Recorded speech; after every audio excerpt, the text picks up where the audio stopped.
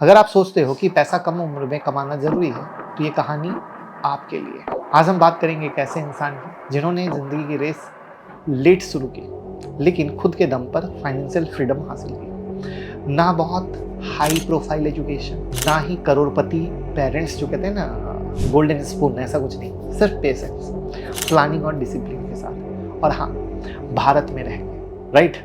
लोगों को लगता है ना टैक्स देना पड़ेगा। तो चलिए शुरू करते हैं। आज की वीडियो उनके लिए है जो लोग रोते रहते हैं कि मेरी सैलरी 20-25 हज़ार है, हम कैसे इन्वेस्ट करें, मैं क्या ही कर सकता हूँ इतनी कम सैलरी में। तो मैं जिस व्यक्ति की रियल स्टोरी बताने जा रहा हूँ, उनकी सैलरी रोज की सिर्फ 10 रुपये थी। जी हाँ, इसके बावजूद भी आज 5 करोड़ का वेल्थ क्रिएट करके 1.5 लाख रुपए पर मंथ के पैसिव इनकम कमा रहे। पैसे यानी सोते सोते 1.5 लाख रुपए इनके पास और ऐसे नींद करो महीने में 1.5 लाख रुपए बरस रहा है। तो बहुत ही इंटरेस्टिंग स्टोरी है, हर आदमी ऐसा चाहता है।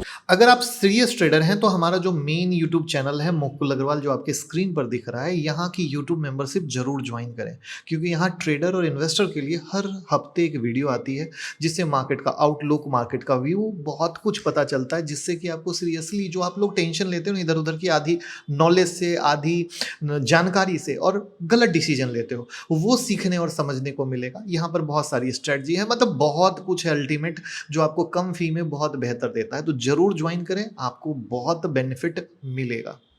एक वेंकटेश नाम के व्यक्ति हैं जिनका जन्म 1983 में तेलंगाना में हुआ और 1988 में पिता का देहांत। माँ के साथ 3 बच्चे, बिना किसी फैमिली सपोर्ट। आप कहीं ना कहीं रिलेट कर सकते हैं। घर नहीं, पैसा नहीं, सिर्फ एक छत थी।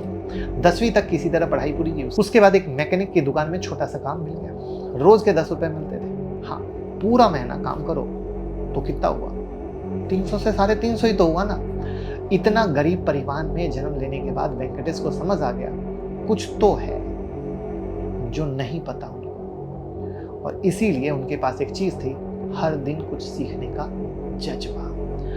एक दिन जब वो शॉप पर थे तो एक कस्टमर ने कहा, तू यहाँ क्या कर रहा है? तू स्कूल में होना चाहिए। उस दिन लगा शायद जिंदगी में कुछ और हो सकता है। दुकान के मालिक ने फी दी और फिर भगवान ने चाहा, सपोर्ट मिला। लोकल पॉलिटेक्निक में डिप्लोमा में मैकेनिकल इंजीनियरिंग में एडमिशन मिल गया। पढ़ाई पूरी करने के बाद वहां से पहली जॉब लगी 900 रुपए पर मंथ। फिर जैसे जैसे एक्सपीरियंस बढ़ता गया, एक से दूसरी जॉब, दूसरी से तीसरी, और क्या हुआ? सैलरी बढ़ती गई। 900 से 5000, 5000 से 15000, और ऐसे करते करते वो 40,000 रुपए तक पहुंच गए। लेकिन पता है यहाँ एक दिक्कत थी जो आपकी भी है। क्या? Zero saving. पैसा मिलता, खर्च हो जाता, ना बैंक अकाउंट ना सेविंग, सिर्फ मंथली एक्सपेंस और कुछ थोड़ा बहुत माँ को भेजना। सेविंग का कॉन्सेप्ट ही नहीं था। आज के टाइम पर बहुत सारे लोगों के साथ होता, लेकिन घबराने की जरूरत नहीं है। आगे सुनिए हुआ क्या, और यही है डेडिकेशन और पागलपन और जुनून और जिंदगी में कुछ करने की कहानी। जीरो सेविंग के बाद भी 2011 में उनकी शादी होती है। 2012 में पहली बेटी पैदा होती है। तब वेंकटेश को लगा कि जिंदगी में कुछ सिक्योर करना जरूरी है। और यहाँ पर आज भी आप लोग बच्चे हो जाने के बाद भी जिंदगी को सिक्योर नहीं करते। उनके एक दोस्त ने डीमैट अकाउंट खोलने को बोला। पहले वेंकटेश को लगा ये फ्रॉड होगा, पर जब समझ में आया कि ये इन्वेस्टमेंट का पहला कदम है, समझिए ट्रेडिंग नहीं, इन्वेस्टमेंट का पहला कदम है, तब जाके उनको इंटरेस्ट आया। लेकिन पहला इन्वेस्ट किया गोल्ड में, हर महीने 10,000। 1 साल बाद रियलाइज हुआ कि मेकिंग चार्ज जीरो था, क्योंकि ज्वेलरी शॉप के पास स्कीम चल रही थी।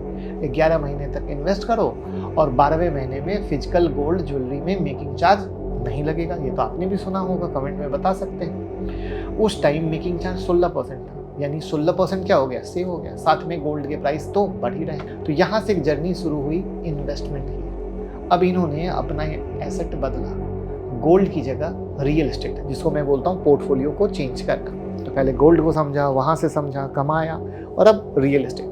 2013 में पहला प्लॉट खरीदा 2.5 लाख, 2014 में दूसरा 4.5 लाख में, और 2016 में एक छोटी सी फ्लैट ली लोन पे। EMI 7,000 से शुरू। एक दिन वाइफ के साथ बैंक गए तो पता चला कि सिर्फ 2 लाख रुपया प्रिंसिपल बचा है, मेन अमाउंट, बाकी सब इंटरेस्ट। तभी डिसाइड किया लोन क्लोज करना है। अगले 6 महीने में पूरा लोन क्लोज कर दिया। उस दिन बैंक मैनेजर ने बोला, सर आपने 23 लाख बचा लिए। कितने बचाए? 23 लाख। तब वेंकटेश को समझ में आया लोन जल्दी चुकाना भी एक इन्वेस्टमेंट है, और जिसपे मैंने एक वीडियो भी बनाई है कि बहुत सारे लोग लोन ट्रैप में कैसे फंसते हैं और बैंक वाले कैसे लूटते हैं। फिर 2017 में पहली बार म्यूचुअल फंड के बारे में पढ़ा, एक चेन्नई बेस्ड फाइनेंशियल ब्लॉग से। पूरा कॉन्सेप्ट समझा, SIP का, कंपाउंडिंग का, CAGR का, इक्विटी वर्सेस डेट का। जैसा कि उनके अंदर हमेशा से कुछ सीखने का जज्बा था, तो उन्होंने बुक्स पढ़ना शुरू किया। अब ध्यान से समझो, उन्होंने खुद से नॉलेज इकट्ठी की, इधर उधर नहीं भागा। उन्होंने 2018 तक रॉबर्ट कियोसाकी और साइकोलॉजी ऑफ मनी जैसे रिसोर्सेज से माइंड को बदला, यानी ये किताबें पढ़ी और फिर दिमाग को बदला। 2019 में डिसाइड किया सैलरी का 80% इन्वेस्ट करेंगे। वाइफ ने बोला मैं हैंडल कर लूँगी घर का खर्चा, तुम सिर्फ इन्वेस्ट करने पर ध्यान रखो और फोकस करो। ये सब करने के पीछे एक ही मकसद था, अर्ली रिटायरमेंट। SIP चालू की 10,000 से और उसका बढ़ना कहाँ तक हुआ पता है? 1.5 लाख रुपए मंथली तक लेकर गए, large cap, mid cap, direct equity में, और सिर्फ निफ्टी 50 और फंडामेंटली स्ट्रॉन्ग में। तो क्या हुआ, म्यूचुअल फंड भी पकड़ रहे हैं, स्टॉक भी पकड़ रहे हैं, और कैसे पकड़ रहे हैं। इस सूझबूझ के बाद आज वेंकटेश के पास पता है पोर्टफोलियो कितना है? 5 करोड़ का। अब पोर्टफोलियो का ब्रेकडाउन जानना है? लाइक तो कर दीजिए, बता रहा हूँ। और आपको भी म्यूचुअल फंड में इन्वेस्ट करना हो तो गूगल फॉर्म नीचे है, या डीमेट अकाउंट खोलना हो तो लिंक डिस्क्रिप्शन में नीचे है, हमारे साथ खोलिए। तो देखिए अब इनका ब्रेकडाउन क्या है। 10% real estate, 20% bond, 30% direct equity. अब देखो हर जगह पैसा जा रहा है। अब गोल्ड में इन्होंने कितना डाला? 40%। तो अब इनका पैसा किस तरीके से इक्वली डिवाइड हो रहा है, किस तरीके से ये हर जगह लगा रहे हैं। और इतना सब करने के बाद भी आज 0 EMI, 0 FD, यानी फुल आज़ादी किसी भी लोन से। आज उनके इन्वेस्टमेंट से जो बॉन्ड है सिर्फ पैसिव इनकम में आता है। मंथली 1.4 लाख तक पैसिव इनफ्लो है, सीधा बैंक खाते में, झमाझम एंजॉय। इतना सब कुछ एक ऐसे लड़के ने किया जिसकी 10 रुपये पर डे की सैलरी थी। वो 42 की एज में फाइनेंशियली फ्री हो गए। उसके पीछे सिर्फ सूझबूझ और सिंप्लिसिटी।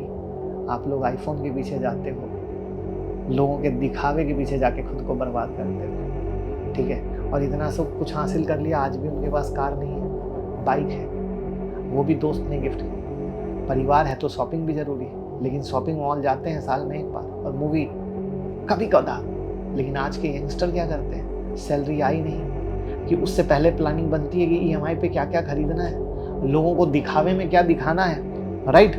तो यही सोचना बहुत ज़्यादा ज़रूरी है। महंगे कपड़े, महंगे जूते, राइट, इसी महंगी बाइक, महंगी कार, सब तो EMI में ज़िंदगी जाके बर्बाद हो रही है। सैलरी आती नहीं, उससे पहले खर्च। वहीं वेंकटेश जो हर रोज़ सिर्फ 10 रुपये कमाते थे, आज अपने डिसिप्लिन से 42 की एज में क्या हो गए? रिटायर हो गए। उनकी जो बेटी है उनको बीच घुमाने ले जाते हैं, किताबें पढ़ाते हैं, पढ़ाई खर्च कर, मतलब सब कुछ उठा रहे हैं, फैमिली के साथ वक्त गुजार रहे हैं, क्वालिटी टाइम जो हर इंसान चाहता है। तो अगर आप भी यंग हैं तो दोस्त अभी से शुरू कीजिए फाइनेंशियल फ्रीडम, और रोना बंद कर दीजिए डिसिप्लिन के साथ, तो एंजॉय। और इस वीडियो को हर घर शेयर कीजिए। Thank you.